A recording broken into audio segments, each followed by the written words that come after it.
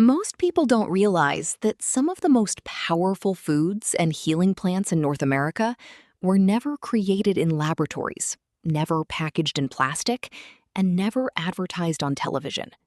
They were carried quietly through centuries by Native American tribes who understood something modern society is only beginning to rediscover.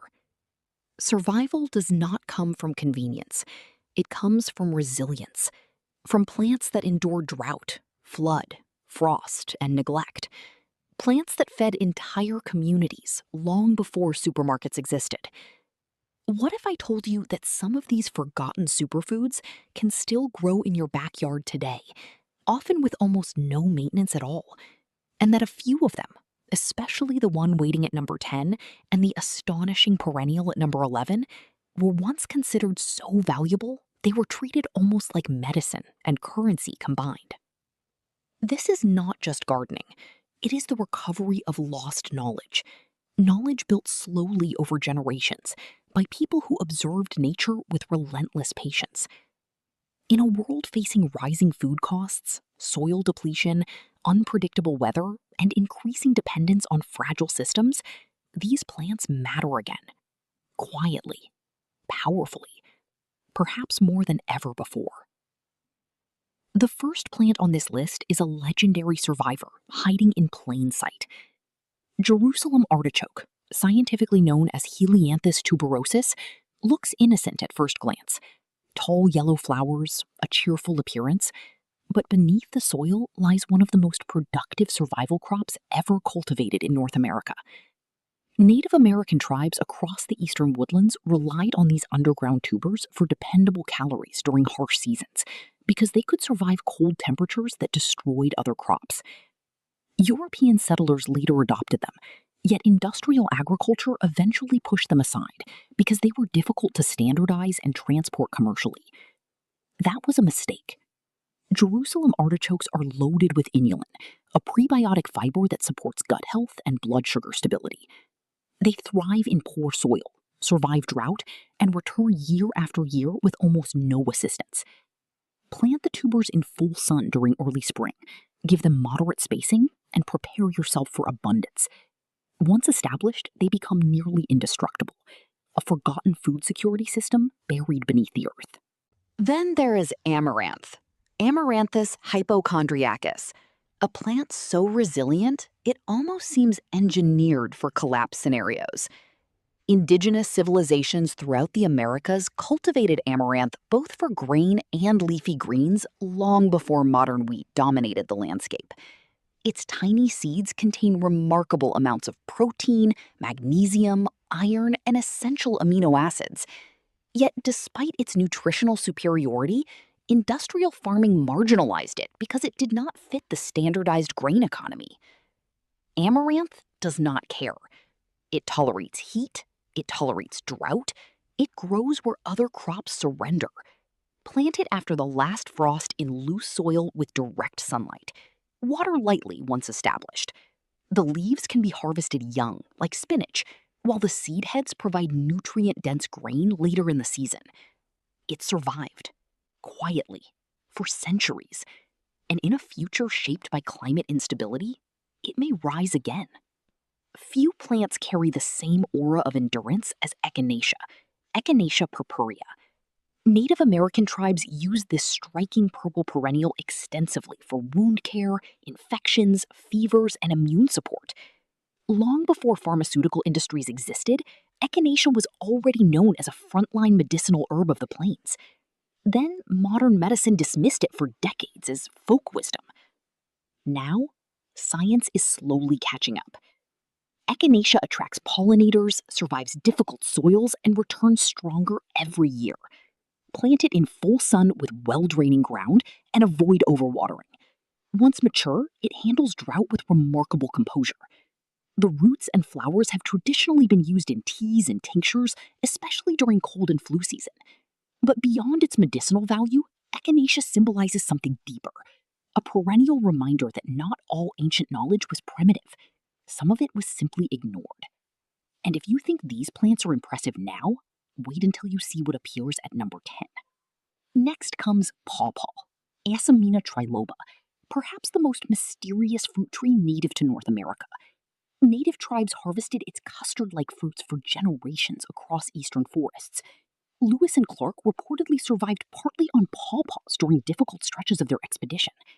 Yet most Americans today have never tasted one. Why? Because pawpaws bruise easily and spoil quickly, making them nearly impossible for industrial grocery systems to commercialize. Modern agriculture abandoned them because they could not survive long-distance shipping. But in a backyard orchard, pawpaw trees are extraordinary. Their tropical flavored fruit tastes like banana, mango, and vanilla combined. They thrive in moist, fertile soil with partial shade during youth and more sunlight as they mature. Plant 2 genetically different trees for pollination. Once established, they become surprisingly hardy and productive. It is one of the last great hidden fruits of North America, a flavor forgotten by the modern world. Another underestimated healer is yarrow, Achillea millefolium. Native American communities valued yarrow for stopping bleeding, reducing inflammation, and treating fevers long before emergency medicine existed. Warriors reportedly carried it into battle. The plant's feathery leaves and clustered flowers conceal remarkable medicinal properties beneath their delicate appearance. Today, yarrow matters again because it thrives where many ornamental plants fail. Poor soil, dry conditions, intense heat. It continues growing with stubborn determination.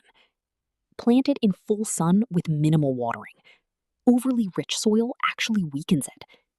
Its flowers attract beneficial insects, while its roots help improve surrounding soil health. Yarrow does not demand attention. It earns respect through endurance. Then there is wild bergamot, Monarda fistulosa, sometimes called bee balm. Indigenous tribes brewed it into teas for respiratory issues, infections, and digestive discomfort. During periods when imported tea became scarce, American colonists even used it as a substitute. Yet, despite its history, modern landscapes often overlook it entirely. That is unfortunate because wild bergamot is both beautiful and practical. Its lavender blooms attract bees, butterflies, and hummingbirds, while its aromatic leaves contain natural antimicrobial compounds. Plant it in sunny areas with moderate airflow to reduce mildew. Once rooted, it spreads steadily into resilient colonies. In a future where pollinator populations are declining, plants like this become more than decoration. They become infrastructure. Groundnut deserves rediscovery because it fixes nitrogen in the soil while producing edible tubers at the same time. It improves the land, even as it feeds you. Plant tubers or seeds near a trellis in moist soil with partial to full sunlight. Patience is required during establishment, but once mature, the plant becomes astonishingly productive. It represents a forgotten philosophy of agriculture. Crops should work with the ecosystem, not against it. Black cohosh, Actea racemosa, carries an almost mythical reputation in traditional woodland medicine. Native tribes used it extensively for pain, inflammation, and women's health concerns. Later, settlers adopted these uses, but commercial overharvesting severely reduced wild populations. Today, growing black cohosh at home is both practical and protective. This shade-loving perennial thrives beneath trees, where many edible plants struggle. Rich woodland soil and consistent moisture help it flourish. Its tall white flower spikes create a ghostly elegance in shaded gardens, while its roots remain valued in herbal traditions. It is a reminder that productive landscapes do not require endless sun-drenched lawns. Even shadows can feed resilience. Now we arrive at prickly pear cactus, Opuntia humifusa, a plant many people dismiss as harsh or hostile, but native peoples across arid regions understood its genius. The pads provided moisture and nutrition during drought. The fruits delivered antioxidants and vitamin C when little else survived.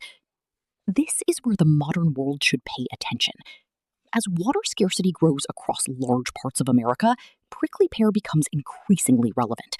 It thrives in dry, neglected spaces where conventional gardens fail completely.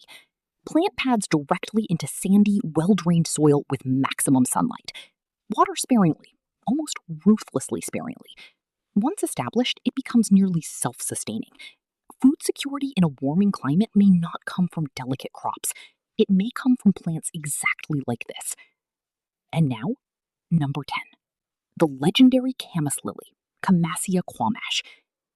For countless native tribes of the Pacific Northwest, camas was not merely a food source. It was survival itself. Entire communities harvested and carefully managed vast camas fields for generations. The bulbs were slow cooked into sweet, nutrient-rich food capable of sustaining people through difficult seasons.